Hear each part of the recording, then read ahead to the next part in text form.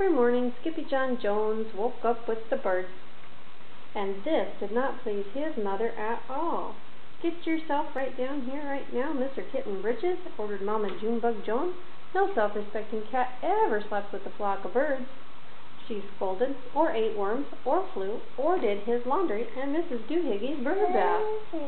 The lecture went on as usual. "You've got some serious thinking before you leave this room, Mr. Fuzzy Pants," said his mother, "about just what it means to be a cat.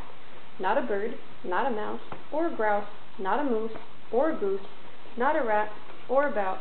You need to think about just what it means to be a Siamese cat. And stay out of your closet," she added, before closing the bedroom door.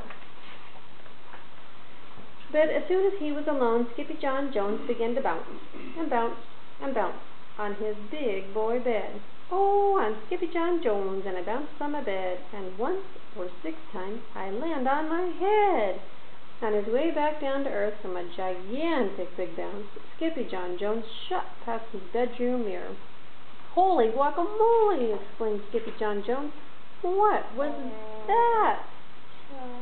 And so up he went again, and again it appeared. Then, using his very best Spanish accent, he said, "My ears are too big for my head, and my head is too big for my body.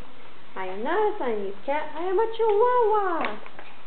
Back on land, Skippy John Jones climbed into his toy box and rifled through some of his old junk.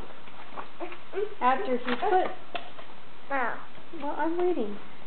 put on his mask and sword and climbed down to his mouth, Skippy John, I think we're done reading. She took my book from me.